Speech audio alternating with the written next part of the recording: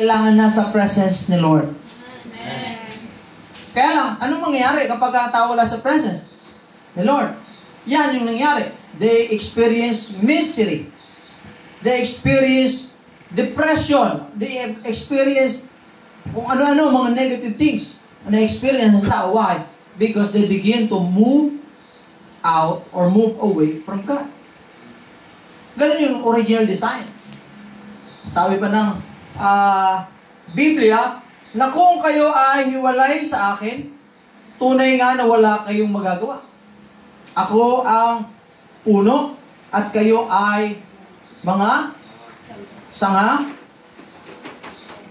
Kailangan nakakabit ang sanga sa puno para siya mabuhay. That's why kapag hindi ang sanga nakakabit sa puno, siya ay mamamatay, malalanta at susunugin, mga kapatid. And that is our life. Sabihin mo sa katabi mo, kailangan pala talaga. Buti nandito ka. Hallelujah.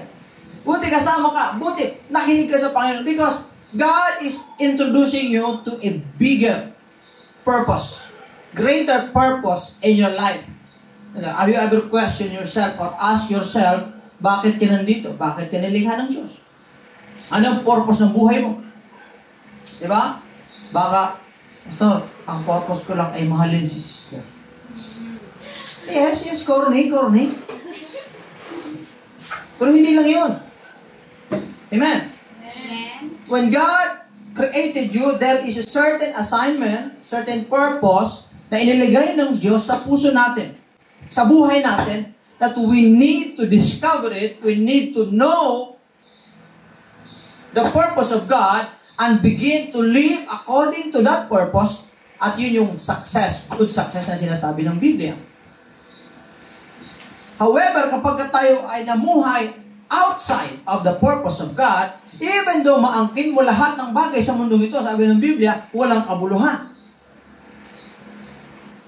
That's why, number one, dapat ang sinisik ng tao ay ang purpose ng Panginoon. So, let's talk about this. Yung ating pong topic is about stewardship. Pakibasa nga. Sister, paki-flex yung ano natin. Biblical stewardship. Next. According to 1 Corinthians 4, chapter 4, verse 2. Now, it is required. Pakibasa nga mga kapatid. Sabay-sabay tayo. 1, 2, 3, go. Now it is required that those who have been given a trust must prove faithful. Yun daw mga binibigyan ng pagtitiwala or pinagkakatiwalaan must prove faithful. Tanongin mo katabi mo, faithful ka ba?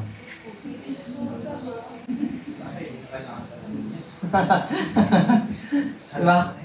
Isa sa pinakamahirap na panahon natin yun. Isa sa pinakamahirap patunayan yung pagiging faithful. Kasi ang daming tukso, tama? Ang mga naglalumala, love life. Ang daming tukso, lalo sa mga kagwapo. Diba?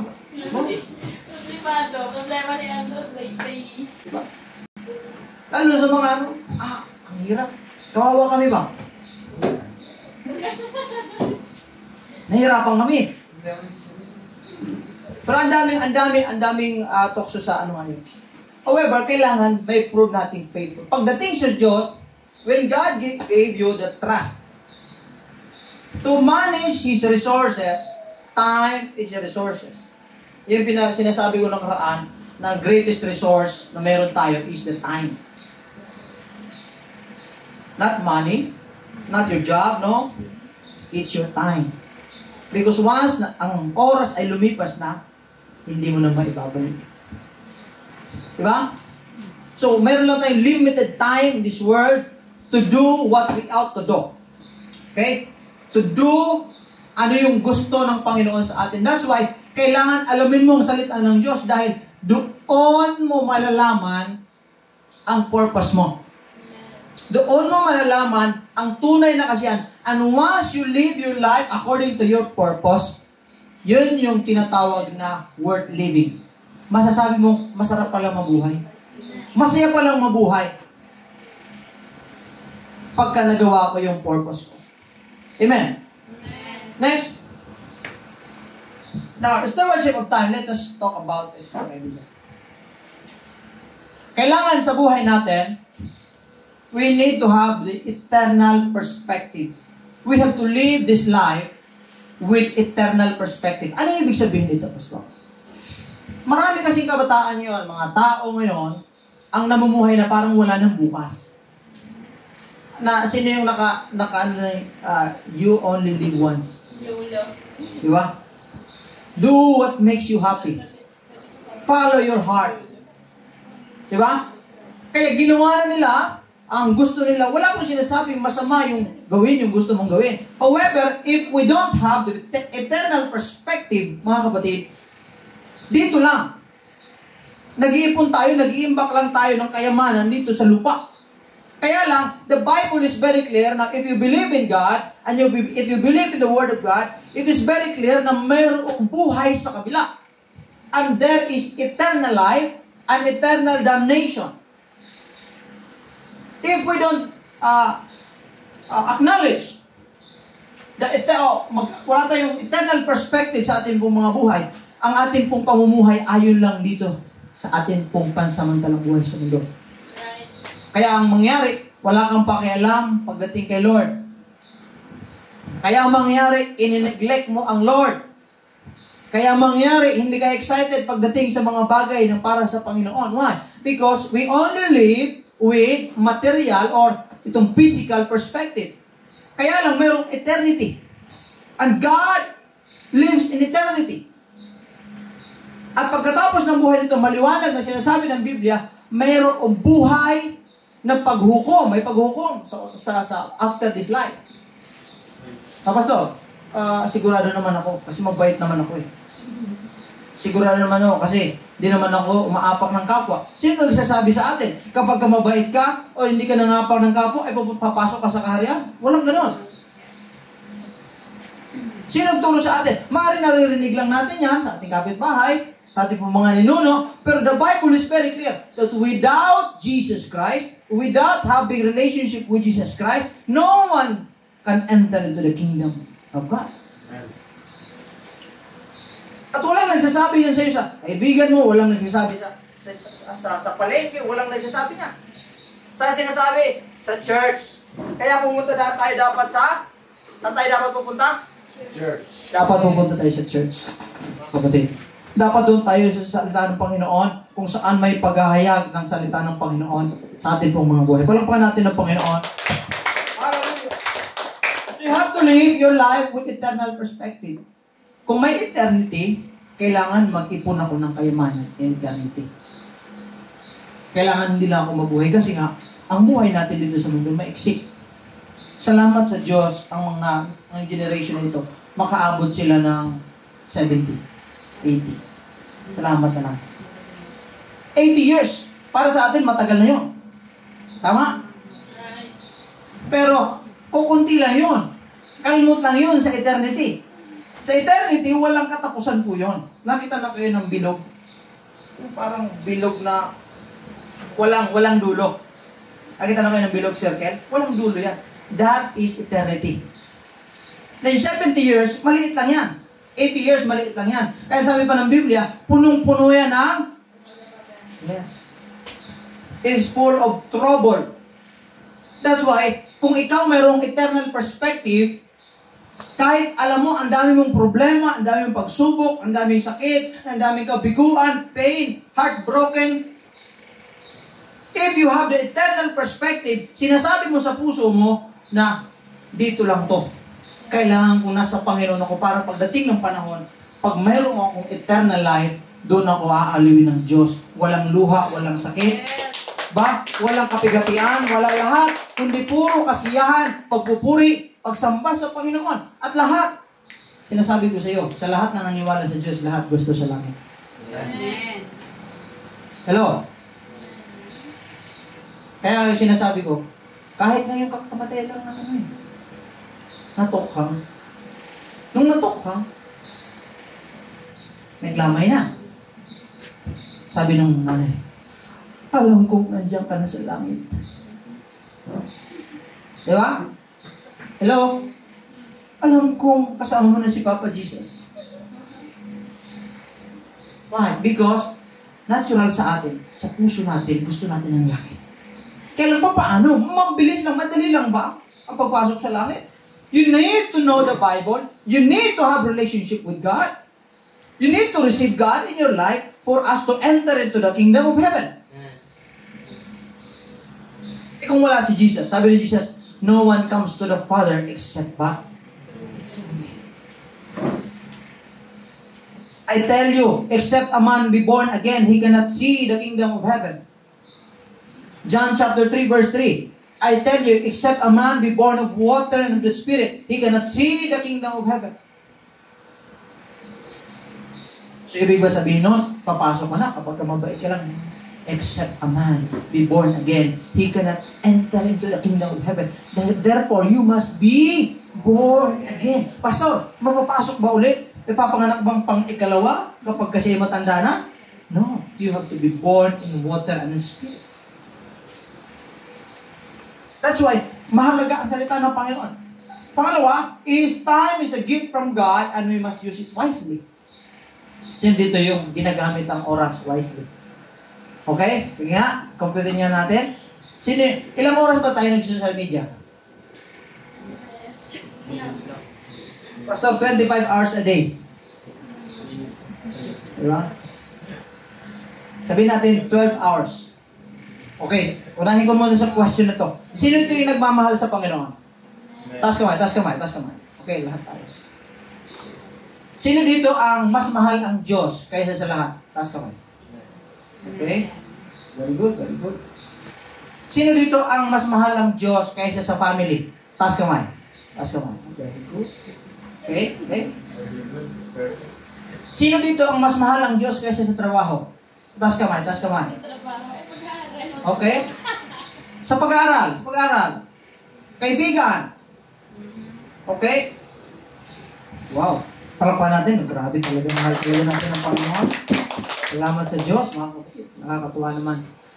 Sino dito ang nag-spend ng 1 hour a day para sa Diyos? 1 hour a day. O 2 hours a day. Per day, per day.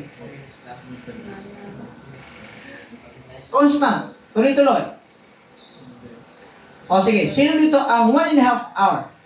Constant, tuloy-tuloy, a day. Okay.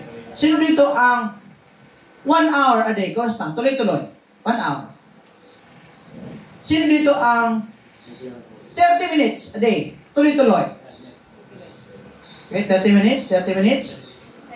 Sino dito ang 20 minutes a day? 15 minutes. Oh, 15 minutes. Meron? 10 minutes a day. 5 minutes. 2 minutes. Sino dito ang nag-spend ng more than 3 hours sa social media? Ask naman. More than 3 hours. More than 3 hours. More than 3 hours. Medyo mababa kayo. Hindi, huwag na kayo mayaw. Okay? Sino dito ang more than 3 hours sa trabaho, pag-aaral? Sa family. Okay, so tingnan mo ha. Marami talaga ang hindi natin na-realize pa sa buhay. Para sa atin, okay na ito. I'm not judging everyone ha. This is just parang realization. Maparealize sa atin na maraming nagsasabing mahal ang Panginoon, kaya lang walang oras sa Diyos. Salamat nga, dito tayo eh. Pero tingnan mo, marami ang nagsasabi, mag-interview ka sa labas. Do you love God? Yes. Tara, punta tayo kay Lord. No. How can we say we love God and we don't even have time for God?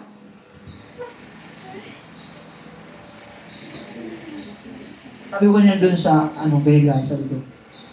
Kapag kamahal mo, pinapahalagaan mo.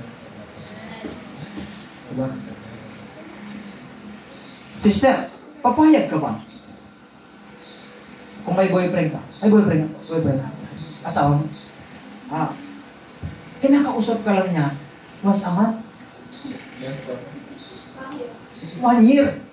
Once a year. Tapos, all of a sudden, sasabihin sa'yo, I love you so much. Maniniwala ka ba? Sabi ni sister. Pero, sa tao yan. Pero pagdating sa Diyos, nagagawa ng tao yan. When we ask them, do you love God? Yes. But once a year, once a month, hindi man lang nila makausap ang Panginoon. And still, kaya sabi ni Lord, hindi lahat ng nagsasabi, Panginoon ay papasok sa kaharian ng langit. Kundi yan lamang tumutupad, yun lang gumagawa sa kalooban, Ama, nasa langit. Kaya mapalad yan, nandito ka. Mapalad yan, nakakapakinig ka ng salita ng Diyos. Your time is limited. And Jesus is coming very, very soon. A time. What will you do with the time you have left? Ano gagawin mo sa time na meron ka? Si Lord hindi naman nagsabi, o sige, kung mahal mo ako, spend mo yung 16 hours mo sa akin. Mag-pray ka 16 hours a day. Walang sinabing gano'n. Kaya lang, kapag nagmamahal tayo sa Panginoon, magbibigay talaga ng tayo ng oras sa Diyos. Kaya sabihin mo, pasalamat ka everyday pagising mo, Lord. Thank you for my wife. Diba? Yung wife, Lord, thank you. Thank you for the life and thank you for my wife. Diba?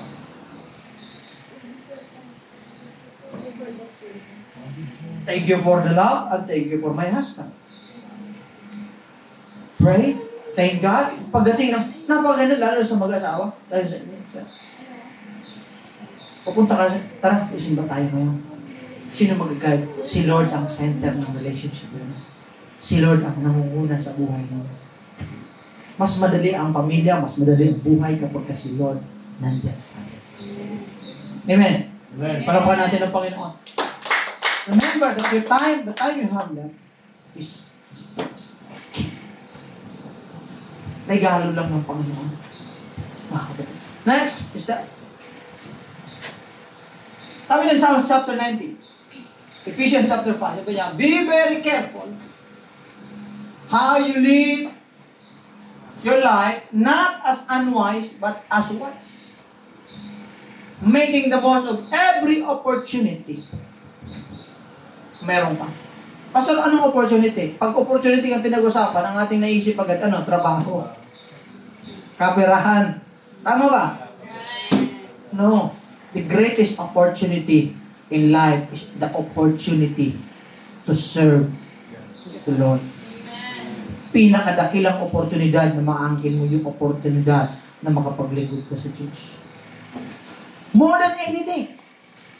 Mga kapatid, yung paglingkod natin ng Panginoon. Sabi ni David, teach us to number our days that we may gain a heart of wisdom. So yung araw mo, yung panahon na meron ka, kailangan maging wise ka. Number, ibig sabihin, huwag mong pabayaan, lilipas na lang yung oras mo na wala kang ginagawa. Kailangan you make the most of every time na meron ka. Sa asawa mo, sa pamilya mo, anak mo, tatay mo, meron ka, sa business mo. Kailangan may plano. Hello? Lahat nga na may plano. Sabi, amen? Okay. May plano ka pa, kailangan may plano. Mga primary, meron kayong plano, di ba? May system kayo. Ano yung mga mag-drawing kayo? May plano ka sa spiritual mo? May plano ka sa iyong relationship? May plano ka sa health mo? May plano ka sa mental health mo? Mentality mo? May plano ka sa finances? Parang wala akong kausap ngayon. Planado ba? Kung wala kang plano, kawawa. Sayang. You aim at nothing and you hit everything. Kung saan-saan ka, ano rin, doon ka. Diba? Narinig nyo din. Jack of all trades, master of none. Because wala ang iniin. Wala nang target eh. Yung time mo, nasasayang. Bakit? Kasi nga, hindi planado. Sa pagpapamilya, anong plano mo sa pamilya? Dapat 5 years, this is the plan. Kaya napakaganda Christian, kasi nga, ikaw, tuturuan ka ng salita ng Diyos, ako tuturuan ako ng salita ng Diyos. This is the plan I have. Na, alam mo, sir, yung wife mo, she must be the greatest supporter. I have a plan. I have a pen. Diba? Meron akong plano. This is the plan. 3 years, short term, long term, this is the plan. Plano ko, pag-usapan, ito, anong gagawin natin? This is the first. Yan eh. Yung time hindi masayang. Imagine, 3 years, 5 years ka na, anong nangyari? Mga. Hindi po pwede yun, mga kapatid. Mapuprostrate ka lang, at kung saan-saan ka anurin. Kaya ito, yung mga taong walang direksyon, kung, pare, dito tayo. Para, dito tayo. Nakita nyo?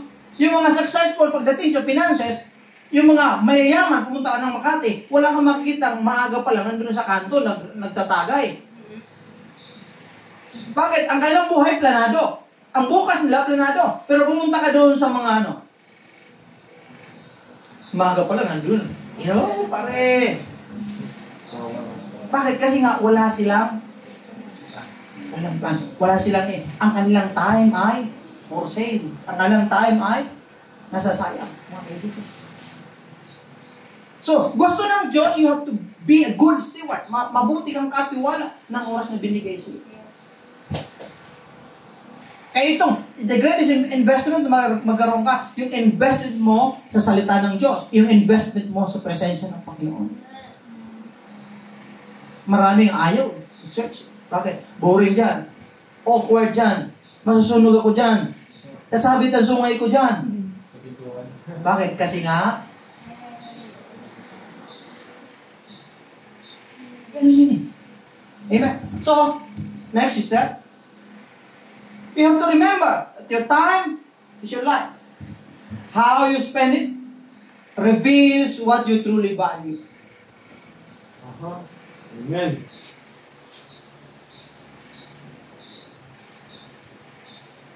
So yung moment, don't waste your moment. Invest them in eternity. E di nagsikap ka. Sobrang talino mo. Ang galing mo.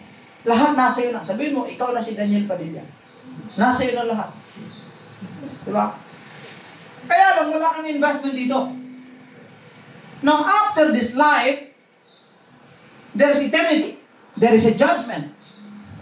Kahit pinakamayaman ka dito sa mundo, pagdating dito, pinakakawawa yung mga tao mapupunta sa impyerno.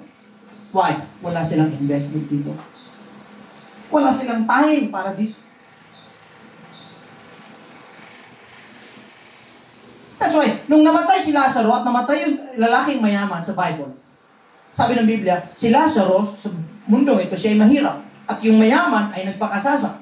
At pagdating ng panahon, sila parehay namatay at sila ay si Lazarus nasa bosom of Abraham, which means nasa salvation siya, yung isa ay napahamak. Umingiling siya sa Panginoon, Lord, anong gagawin? Napakainit dito, ang hirap dito. Please, turuan mo si Lazarus, sabi niyo, idaitin niyo yung kamay niya sa tubig para malamigan ko sapagkat ako'y naghihirap dito sa lugar na ito. Sabi ni Lord, wala nang chance sa'yo. Ibinigay na sa iyo ang lahat. Kaya lang, never mo kong hinanap nung nandoon ka pa. Si Lazaro naghihirap, pero hanggang ngayon, inaaliw siya ng Panginoon. Ay, wala kasi siyang investment pagdating dito. Kaya yung magigay ng eternity, yung mga taong mayroong investment pagdating sa eternity. Remember, kung mag-invest ka dito sa lupa, greatest investor ka man, mayroong investment na sa eternity na maliit lang ito. Temporary lang dito, mga kaibigan. Temporary lang tayong lahat dito. Hindi mo masasabing bukas sa makalawa, okay ka pa. No, walang magsasabing gano'n. Sinong nakakaalam ng bukas? Walang nakakaalam. That's why, spend your time wisely. Don't spend it sa mga bagay na walang kabuluhan. Amen. Paano naman spend yung time mo? Nagre-represent yan ng binavalue mo. Kung nag-spend ka ng time sa pamilya, it means you value your family. Spend ka ng time sa diba? Kaya ako wala akong time sa bisyo. Bakit? Kasi nga, wala namang value yun. Walang gain. Wala akong gain na makukuha doon. Saan yung gain ko? Sa eternal things na gusto ng Panginoon sa buhay ko. Palakpakan natin ng Panginoon, mga kapatid.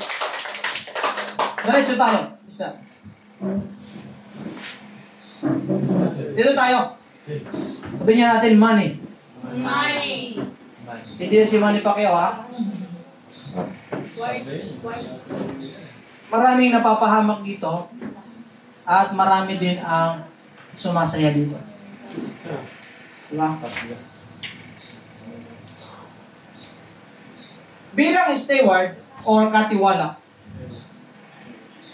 we must be sure na magaling tayo sa pag-aalaga nito.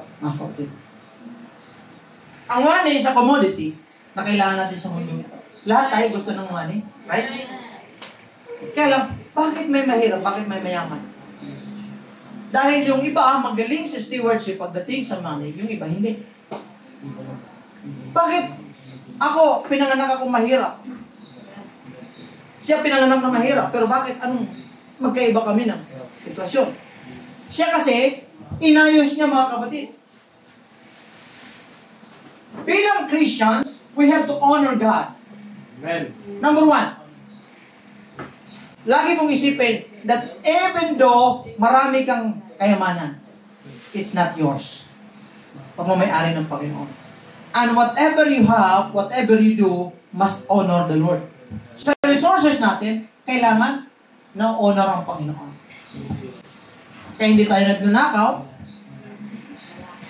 hindi galing sa masama, kundi na-honor natin ng Diyos sa ating pong resources. Number one, bilang mga Kristiyano. Pangalawa, we have to acknowledge that we don't own anything. Pastor, akin to eh. Diba? The moment na angkinin mo yan, the moment magsisimula ng frustration mo sa buhay. Kaya kita mo yung mga tao, papatay dahil sa pera. Diba? Manlalamang dahil sa pera. Mahal nila ang pera kaysa sa Diyos. Because they think that they own anything. They own anything. Ako naghirap yan eh. Mayroon ba na mayroong nagbigay ng pera sa isang pastor. Sabi niya, binigyan niya ng pera. Pasalamat ng pastor, nag-pray sa Panginoon. Lord, thank you sa blessing mo. Nagtanong itong tao ito. Sabi niya, bakit si Lord mo pinagtithankyuhan mo? Ako nagbigay. Sabi niya, Lord, salamat sa blessing mo. Salamat sa ginamit. Sabi niya, hindi nga. Ako nga nagbigay si akin yan. Bakit sa Lord ka nagpapasalamat? Dapat sa akin ka magpasalamat. Sabi ng pastor, sige brad, magpapasalamat ka. Unang muna sa Lord, salamat. Kahit yung kaaway na to, ginamit mo para sa akin. Eh, din ng pastor na, hindi sa kanya yan eh. Eh, yung lalaki naman, inisip niya sa kanya. Pero, bilang mga Kristiyano, alam natin, pagmamayari lahat ng Panginoon. Amen. Ang buhay mo ay galing sa Panginoon. Ang hininga mo, ang question ko sa iyo, kapag kinuha ng Panginoon ang anumang sa Kanya, may magagawa ka ba? That proves that you don't own anything. Amen? Amen.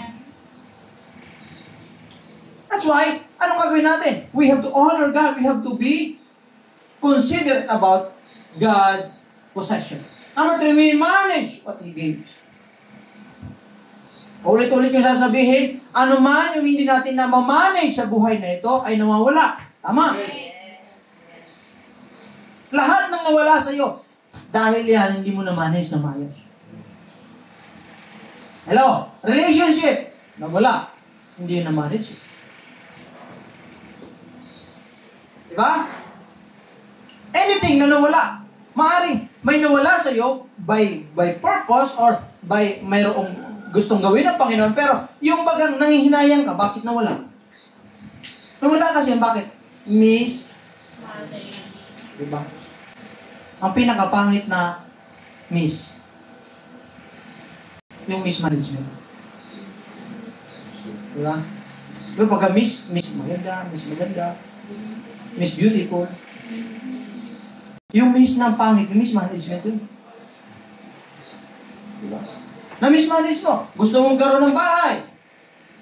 Kaya lang yung bahay na meron tayo, hindi natin naalagaan. Gusto mong karoon ng mas maraming pera. Yung pera natin, hindi naman naunong si Lord. Hello? Proverbs chapter 3. Honor the Lord with your wealth, with your first one. Mga kapatid. Napaka-importante na maintindihan natin, mga kapatid. For where your treasure is, there your heart will be also. Saan ang ating pong kayamanan, nandoon ang ating pong puso. Hindi ka pwedeng, ang puso mo nandoon, wala doon yung kayamanan mo. Where is your treasure? Where is your heart? Where is your heart? Nandun din yung treasure mo. Ano yung treasure mo sa buhay mo? Nandun yung puso. Ang question, sinong nauna dyan? Pera. Ang Diyos, sariling kaligayahan, sariling kagusto. No. It must be God. Kailangan si Lord ang number one treasure sa atin pong mga buhay. Nandun si Lord sa puso natin. Next. How do you handle money? Shows your trust. Maraming mga taong sabi, may tiwala sila sa Diyos. Kaya lang pagdating sa finances, pagdating sa resources, may mga taong ganito yan. Ipinagkatiwala nila ang buhay nila. Kaya lang pagdating sa bulsa, ibang usapan na. Hello, parang wala akong kausap. Pagdating kay Lord Pastor, sold out ako dyan. Pero pagdating sa bulsa, ay ibang usapan na yan.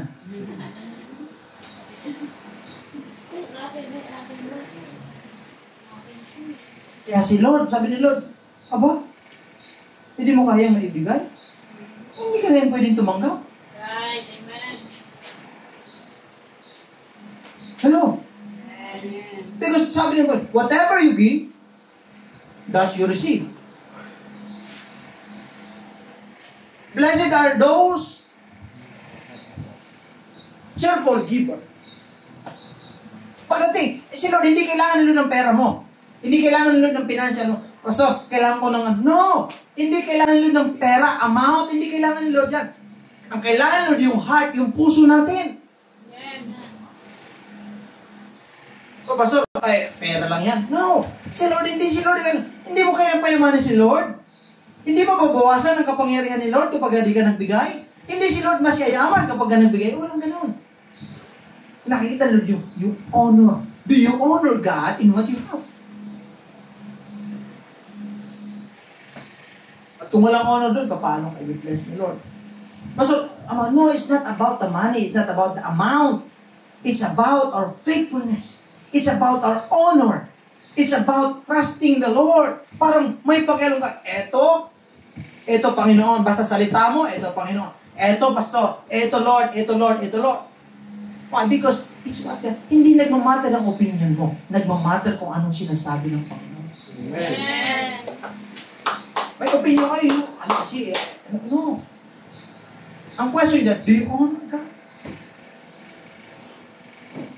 How do you take care of your money? Binigyan ka ng blessing ni Lord. How do you take care? Nilagay mo sa bisyo, nilagay mo sa sugal. Di ba? Ibinigay mo sa kay Atong.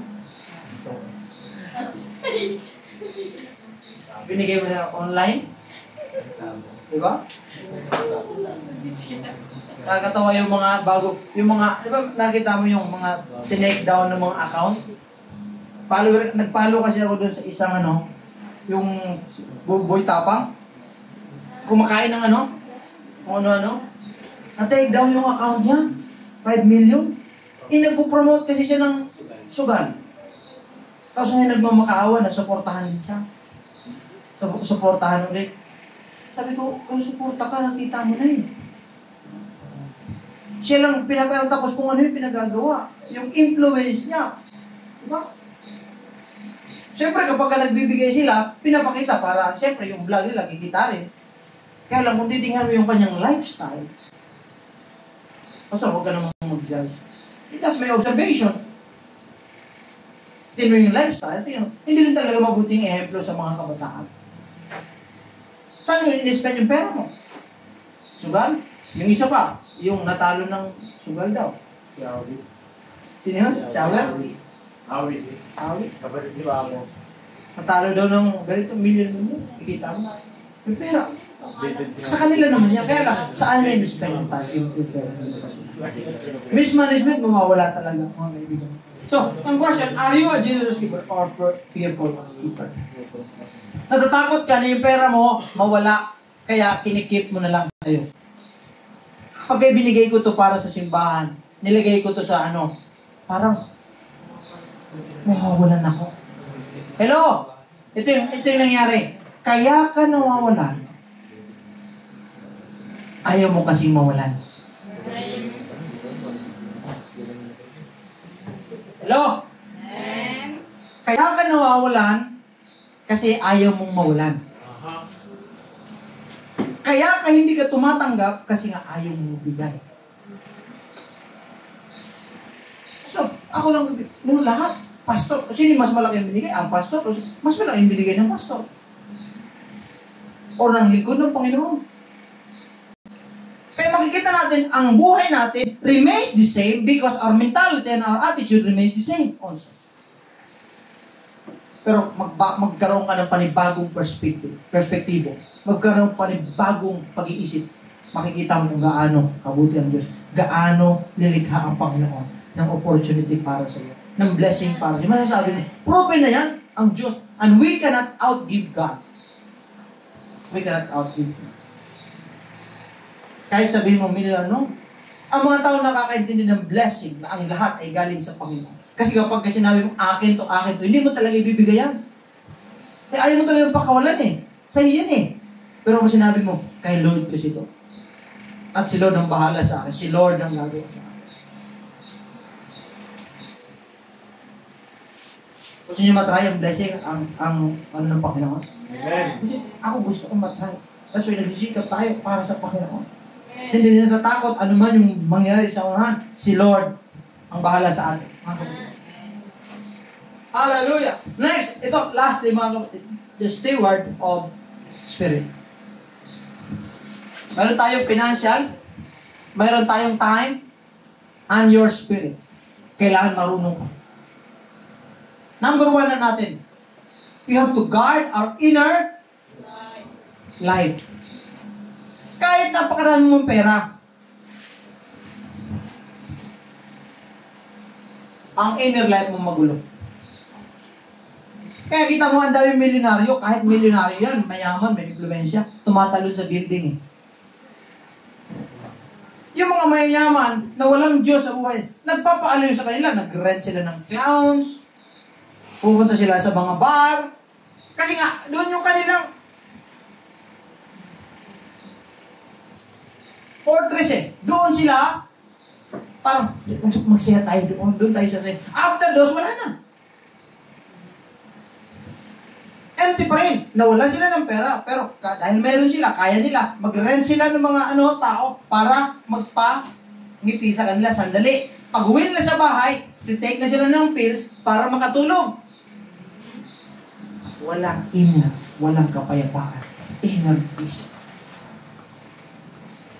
Pero tayo bilang mga anak ng Diyos, matanggap natin ang Holy Spirit. You have to guard your inner life. Paano, Pastor? Kailangan natin ang Panginoon, ang banal na Espiritu ng Panginoon. Your life is a temple. And yan, what you allow in shapes your destiny. Ano yung ina-allow mo sa buhay mo? Alam mo, we are spiritual being. Hello? Made in the image of God, spiritual being ka. Nilagyan ka lang ng body. And once na ang body ay bumalik na sa kanyang origin, ang spirit mo babalik sa Diyos. Your soul will be judged, by God. And bilang spirit being, may soul, mga kaibigan, we must have our life in spiritual. Ang tao hindi nabubuhay sa tinapay lamang, kundi sa bawat salita na nagmumula sa bibig ng Panginoon. Ibig sabihin, kailangan mabuhay ang ating pong spiritual. Mabigyan natin ng oras ang Diyos sa buhay natin. Bakit? Kasi kahit buhay ka, malusog ka, physically, if you are dead spiritually, harap ka sa Panginoon and you will experience eternal death, condemnation. That's why ang eternity, napaka-importante. At ang buhay natin as a temple of the living God, kailangan mag-ingat tayo sa mga ina-allow natin sa buhay. Sa puso natin. Ano yung ina-allow mo sa puso mo? Ano yung nilalagay mo, dina-download mo sa iyo? Mga dina-download mo, mga basura ba yan? Di ba? Porn. Ano pa? Addictive movies or ano pa? Mga because kung pasok yun sa ating kaloob-looban, and it shapes your destiny. Kaya marami kang hindi magagawa kasi nga, yung spirit na yon, nasa loob niya. At naging battle. Yung kalooban natin naging battle kasi nga, sino yung lagi nating pinifeed sa buhay natin? Tignan mo, ang spiritual natin, pupunta tayo sa Sunday, ilang oras, 2 oras. Pupunta tayo ng Miyerkules, minsan hindi pa. Pupunta tayo ng primary. Ilang oras lang lahat yon. Sabihin natin, maximum 4 to 5 hours a week. Paano yung laman natin? Ilang oras pinifeed natin ang laman natin? 10 hours a day? 15 hours? 16 hours a day? If kontra mo sa 5 hours a week o 4 hours a week or 3 hours a week, hindi talaga mananalo yung spiritual. Kaya pagdating sa tukso, maglalaban yung physical mo at yung spiritual, talo talaga yung spiritual. Sabi ng Biblia, your spirit is willing, but the flesh is weak. Doon kasi ang tao yung matake. Gusto ng spirit mo pumunta sa simbahan eh. Gusto, worship. Kaya lang yung flesh mo, ano? Oh, hey, wag. Hello? Nag-aaway. Ikaw, yung battleground ay ang mind natin. Ay, anong dina-download mo sa mind mo? Ang iba na alam mo. Ano na-download? Mga ano? Pang-carnal. That's why you have to be careful.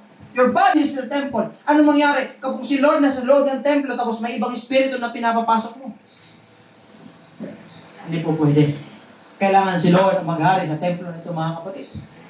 You are not your own. You are God's. Proverbs chapter 4, verse 23. Above all else, guard your heart, for everything you do flows from it. Huwag kang magpadaya sa puso mo. Akala mo yung ginagawa mo, tama. Paano malaman tama ito kalooban ng Diyos? Kailangan mayroon kang salita ng Diyos. May basihan. May salita ng Diyos sa puso mo kasi nga, akala mo tama. Just follow, kaya sabi ng mundo, sabi ng kaaway. Follow your heart. No. Jesus says, follow me. I am the way, I am the truth, and I am the life. Except kay Jesus Christ, wala doon ang truth. At doon yung way ng ating pong success sa buhay na ito. Ang success hindi lang para magtagumpay ka sa pera, no. Ang success is when you do and you accomplish what you are born to do. That is success. Hindi para magkapera. Kahit may pera ka, yumamang ka man, hindi yan ang tunay na success. Maaring worldly success, but that's not the true success na sinasabi ng banal na kasulatan. Ang banal na kasulatan, malinaw. The true success is what you are born to do. Kailangan ma-discover. That's why ang greatest discovery na magkakaroon ka is when you discover yourself, who you really are. Yan yung greatest discovery. Ang question, have you discovered yourself? Yeah. Alam mo daw ang purpose mo, anong gagawin mo sa buhay? Kung hindi pa, that's why you aim at nothing. Kung saan-saan ka. Diba? Pupunta tayo na bookstore, pupunta yung Star Mall, pupunta ka, ano yung nakalagay? Ano yung purpose mo doon? Pastor, bibili ako ng cellphone. Pupunta ka sa mall, bibili ka ng cellphone. Anong cellphone bibilin mo? Samsung, Apple, o rambutan. Oh. Pagka pupunta ka doon, alangan nang pumunta ka sa mga barber shop, pumunta ka sa ano. No, diretso ka sa phone, sa store. Bakit? Kasi nga, alam mo ang gagawin mo, alam mo pupuntahan mo. That's same with life. Kung hindi mo alam ang purpose kung saan-saan ka napupunta, doon. Pag-uwi mo, anong nangyari? Pagod ka lang. Walang success doon. That's why you have to be careful. You have to manage your time, your treasures, and your spirit. Ang kaaway, guguluhin ka talaga. Imagine, pagdating ng panahon, sabi nang, huwag ka nang pumunta doon sa church na yun. Kasi malalaman mo ang katotohanan. When you discover your purpose, magiging threat ka sa kingdom of darkness. At ayaw ni Satan yon.